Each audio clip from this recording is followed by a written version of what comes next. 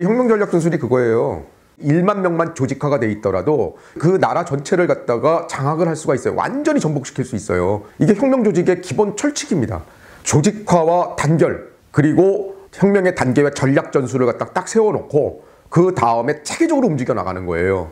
그러면은 한 사회 장악하는 건 매우 쉬워요. 그게 저희 공산당 혁명 전략 전술이에요.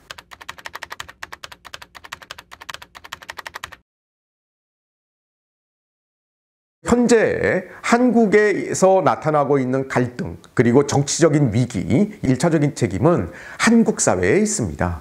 이건 모든 게 중국 책임이나 북한 책임 아니에요. 우리 사회가 스스로 이렇게 된 겁니다. 중국 공산당이 그러한 것을 이용하는 기반을 쌓고 그거를 이용해야 될 때 촉발제 역할을 하고 촉진제 역할을 한다라고 하는 거를 말씀드리는 겁니다. 그런데 문제는 뭐냐? 언론 방송이라든지 아니면은 야당이라든지 아니면 시민단체 노조, 이 배경에 중국 공산당과 북한이 있다.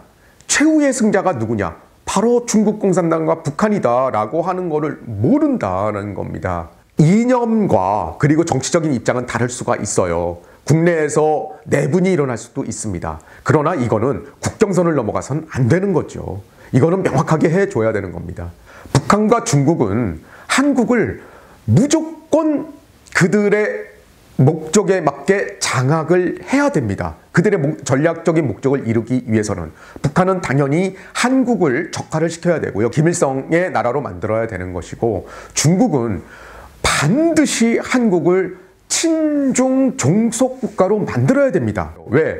중국 공산당이 자기의 세계 전략 목표를 달성하기 위해서는 대한민국을 친중 종속화하지 않고는 거의 불가능해요. 지정학적으로 절대로 안 됩니다. 그들은 나올 수가 없어요. 아시아 밖으로. 때문에 중국이 아시아 그리고 전 세계를 장악하기 위해서는 제1순위가 바로 대한민국의 친중 종속화입니다.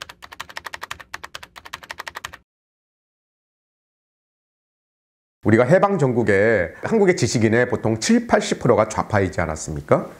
그래서 좌파 운동이 굉장히 강했고, 그 당시에 해방 전국에서 한국은 이승만 건국 대통령이 없었다면 그냥 소련의 위성국가, 공산화로 가는 거였어요. 결국은 분단이 되어 있고 대한민국과 조선민주주의인민공화국으로 이렇게 나눠지게 되어 있는 거죠. 그런데 문제는 뭐냐면 남쪽에 있는 공산주의자들, 남노당이라고 하잖아요. 박헌영을 중심으로 한 남노당이 결국은 이제 그 북한으로 다 넘어가 있지 않았습니까?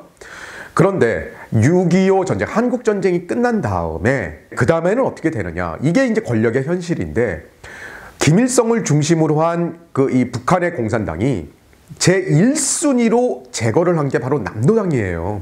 이게 권력의 현실이에요. 그들이 이념이 같다라고 해서 같이 피 흘리고 싸웠다라고 해서 그들이 동지냐? 아닙니다. 권력의 현실이란 건 달라요. 예를 들어서 박헌영이는 그 북한 공산당이 어떻게 죽였느냐?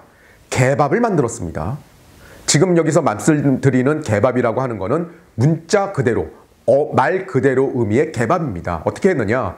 바로 사냥개를 일주일 이상을 굶겼어요.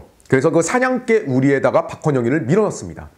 너무나도 잔혹하지 않습니까? 그 당시에 사실 한국의 공산당의 제1인자라고 하는 건 박헌영이었거든요.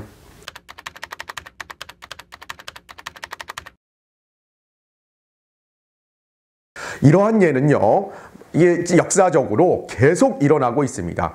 가장 최근에 비슷한 예가 바로 남베트남 패망입니다. 베트공에 전위전사로 나가서 투쟁을 했습니다. 그 대학생은 순수했습니다. 남베트남의 정의가 세워지고 민주가 되고 민족 자주를 이루어야 된다. 순수한 목적이었어요. 그런데 남베트남이 결과적으로 무너졌죠. 그 다음에 그가 목도한 남베트남의 패망한 후의 현실은 바로 북베트남에 의한 남베트남의 대량 학살, 그리고 북베트남에 의한 남베트남의 흡수, 전체주의화, 그리고 그 국가의 패망이었다. 그리고 그 다음에 북베트남이 철저한 정치 권력 투쟁을 통해서 1순위로 제거한 게 누구냐? 바로 베트공. 그리고 나름대로 민족자주, 민족해방을 위해서 투쟁했던 이들 세력입니다. 왜? 이들 세력이 가장 위험하거든요. 이게 권력입니다. 그래서 그 청년이 결과적으로는 배를 타고 베트남을 갔다가 빠져나오죠. 그런 다음에 생각해 보니까 망망대해에서 베트남을 보니까 너무나도 어이가 없었던 거예요. 이게 현실이구나 라고 하는 걸 깨달은 거죠.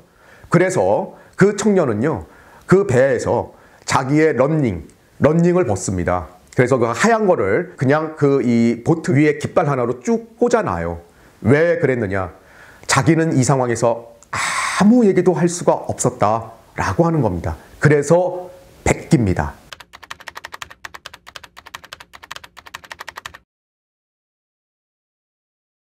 공산당이 한 사회를 붕괴시키고 공산화를 하는 과정을 보면은요, 우리나라에 특히 민주노총, 좌파 시민단체, 현재 야당 세력이 이거를 정확하게 알아야 돼요. 최후의 승자, 그거는 당신들이 아니다.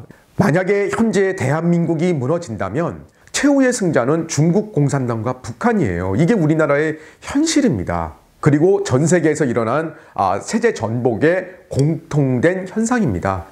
바로 이러한 현실을 알아야 돼요. 그런데 대부분의 순수한 특히 젊은이들은 뭐 민족해방 또는 반미 또는 민족자주, 정의롭고 평등한 세상 뭐 이러한 것들을 이게 꿈꾸죠. 그리고 이것이야말로 정의롭다 이렇게 이제 배우고 그러한 이상을 꿈꾸는데 그러면서 현실을 못 보는 겁니다. 그래서 그런 식으로 이제 동원당하고 이용당하고 그 다음에 나중에 현실을 깨닫고 난 다음에는 절절히 그 처참한 현실과 자기 자신의 행동을 반성하게 되는데 그러나 그때는 늦습니다. 한 번 빼앗긴 자유는 다시 찾을 수가 없습니다. 중국을 보세요. 북한을 보세요.